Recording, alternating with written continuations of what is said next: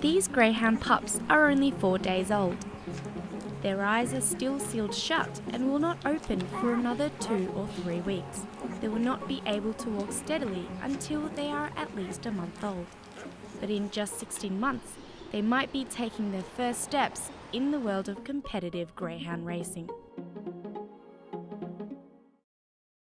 Hunter! Hunt! Come here! Hunter is a greyhound in the early stages of his career. Hunter has performed exceptionally well, having already won his maiden race and become a show champion. He is owned by Claire Needham. She lives in Windsor and over the years has become a breeder and trainer of both show and racing greyhounds. For me, training actually starts pretty much at birth. I do some early socialisation on my puppies to help them deal with the stresses later in life. Once they're about 14 months old, they go through what they call a break-in period, so they learn how to actually chase and come out of the boxes and live in a kennel, all that sort of race day stuff. It probably takes 3 or 4 months to actually get them fit enough to really start actually going to the races. They run because they love it, and there's nothing better than watching them in full flight. Hunter is fed a special diet to keep him healthy and within the weight range for his races. For breakfast, they'll get milk with either Weet-Bix or some wholemeal bread, and then for dinner they get red meat with some kibble and vitamins added. As part of their training regime, Hunter and the other dogs are exercised on a specialised treadmill to build muscle strength and speed. Hunter's health is checked daily. He is weighed, his muscles are examined, and injuries are tended to. Claire is determined to keep Hunter as a pet once he has finished racing. If something was to happen to me, all my greyhounds are actually listed on the GAP waiting list, so they will go to rescue if for some reason I can't keep them.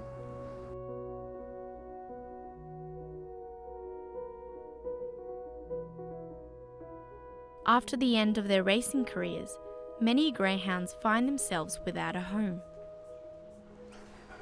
Stevie was rescued from a pound in Canberra. He is just one of the many dogs taken in by organisations such as Greyhound Rescue. Some of the dogs at Greyhound Rescue, which has a strict no-kill policy, have waited months without being adopted. Christine Cooper and her husband Ian started volunteering at Greyhound Rescue in April of this year. They feed and exercise the dogs and clean their kennels and runs.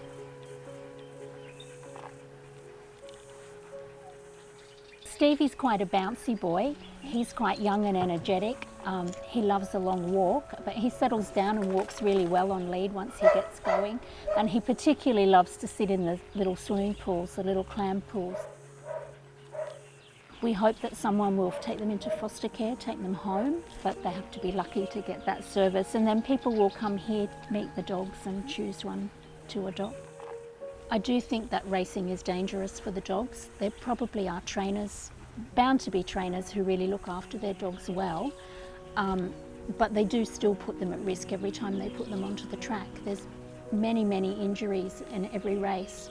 So dogs have broken backs, broken legs, they're euthanized at the race. We want to save as many as we possibly can because they make great pets, but of course we can't save everyone. We try to, but there's only so many dogs that we can place at this stage. While some may not make it past the adoption process, there is still light at the end of the road for the luckier dogs. Come on. Hope adopted 4.5-year-old Kura 7 months ago from Greyhound Rescue. Kura now lives with Hope and a family in northern Sydney. She probably raised up to near to 3 years of age, and then they had her for several months to put her through a training program just to sort of get her used to daily life. She arrived and has been so easy to adopt. I must say, giving her a sofa to sleep on was the one concession, and that's made life easy because she just owns it, so that's her space. She never licks. She only wags her tail occasionally. but they're just always there and they just always want to touch you. Like when you walk her, she's on your thigh. Very, very quietly affectionate. I think to breed something which is a living, breathing being is a beautiful, sentient, wise being who asks for nothing other than to serve you, and then to use it for a purpose and then to euthanize it is incredibly sad. It costs $300 to adopt Kura. So yeah, it's a very little cost for a lifelong friend. Every day, another 50 greyhounds are born.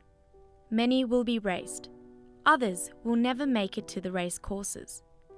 The lives they lead may not be the easiest, but many whom they have touched along the way do not hesitate to applaud their strength, quiet affection, and nobility.